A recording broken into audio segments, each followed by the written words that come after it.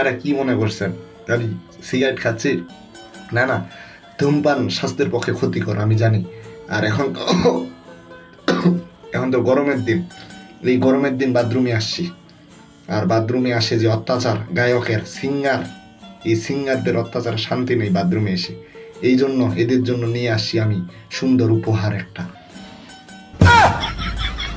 শুনলাম না, এটা নিয়ে আসছি। সব গায়ক উধাও, মুহূর্তের মধ্যে উধাও। কি শান্তি এখন বাথরুমে এসে, সত্যি বলতেছি, রিয়েলি।